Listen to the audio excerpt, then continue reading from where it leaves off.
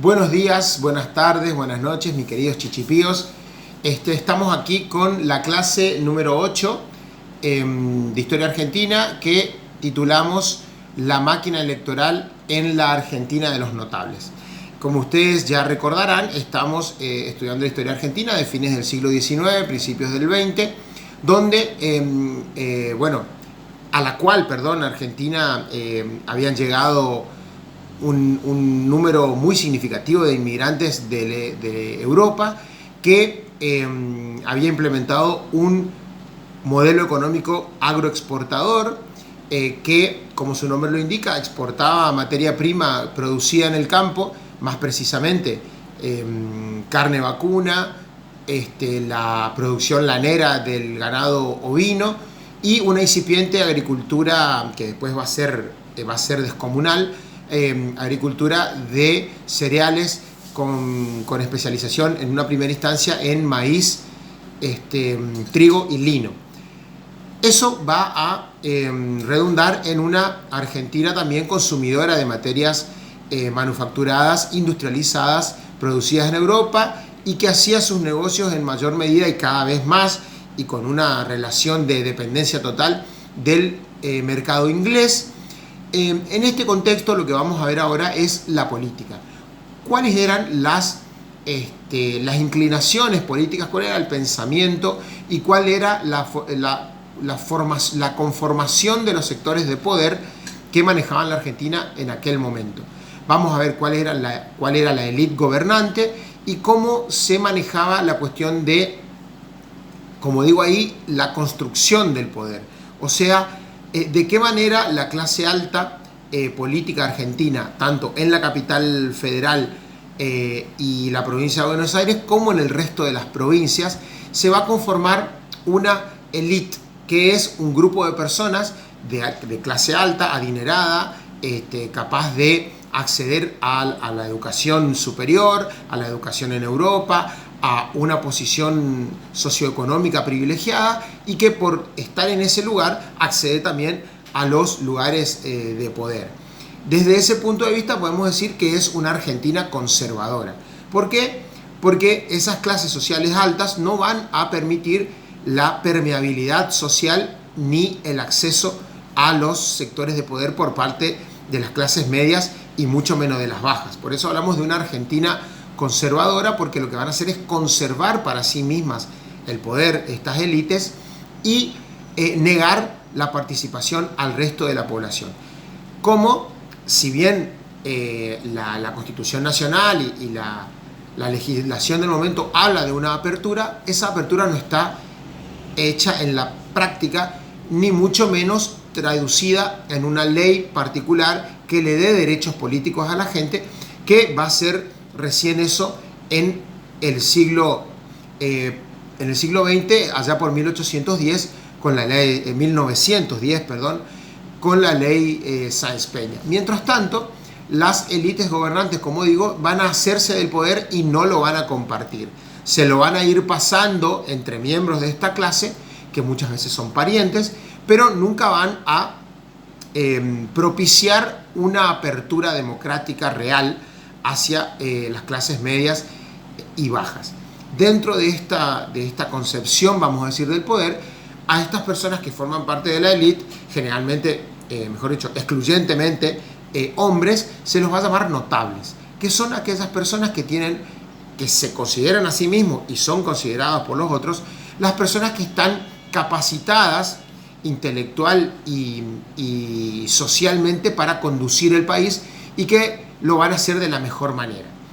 Desde ese punto de vista, el país va a ser conducido desde el punto de vista económico por una política liberal de apertura económica, pero desde el punto de vista político de un conservadurismo total. Por eso, mi propuesta es que antes de empezar a estudiar la historia misma de la época, veamos algunos conceptos de política general para que comprendamos la característica, por decirlo así, la característica que encierra a cómo ven el poder estas personas. Y por eso es que la primera consigna del trabajo dice que se busquen en internet o en una enciclopedia, puede ser Wikipedia porque no es profundo el concepto que quiero, conceptualizaciones sobre lo que significa el pensamiento conservador, el conservadurismo, lo que significa una oligarquía, también si quieren le pueden agregar lo que significa una élite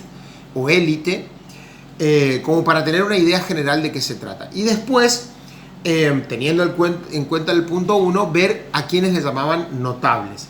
Hacer una especie de radiografía del tipo de persona que se dedicaba en esa época a la política. Después, yendo ya a la cuestión precisa del periodo que estamos estudiando, ver qué encerraba el concepto que Roca llamaba, que Roca, el nombre que él le puso, o el eslogan, podríamos decir, que le puso a su gobierno, que es el de paz y administración. Paz refiriéndose por oposición a la época anterior, que ya vimos que era una época de enfrentamientos, una época en la que los levantamientos en las provincias fueron sofocados y que ahora la idea era que ya no ocurriera más eso, por supuesto, y que la administración nacional del gobierno central logre la obediencia de parte de todas las provincias. Por eso es paz y administración.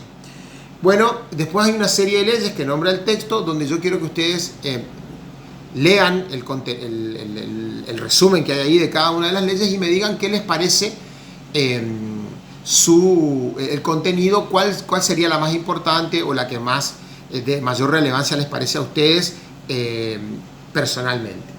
La quinta, habla de el pensamiento político general de la generación de la época, de la generación de personas que acceden al poder. O sea, ¿qué pensaban ellos del mundo? ¿Qué pensaban de cómo se debía manejar la Argentina? ¿Cuáles eran los modelos que tenían como paradigma para copiar? ¿Cuáles eran los países del mundo o los continentes del mundo en los que ellos querían reflejarse para parecerse? ¿Está? Por supuesto que les adelanto que se trata de Europa. Pero yo quiero que me lo desarrollen un poco, que me lo expliquen. Y en la última consigna, que sería la más importante y la que de mayor elaboración va a requerir y de mayor digamos, exigencia intelectual para ustedes, es que se pongan en la piel, como solemos hacer, de una persona que vivía en esa época, un periodista que hace una crítica al gobierno o bien un artículo de opinión a favor del gobierno. O sea, pónganse en el lugar de un periodista que juzga la situación o da opiniones y que es opositor al gobierno o es oficialista, como se dice hoy, que significa estar a favor del gobierno.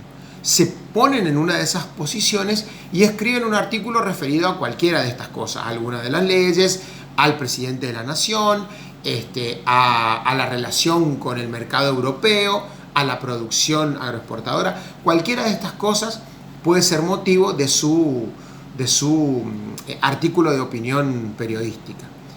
Esa sería la propuesta. Les dejo el material como siempre en el aula, en la plataforma GoSchool, y como siempre les recomiendo que no discriminen, que no toleren ningún tipo de violencia y que sean felices. Muchas gracias.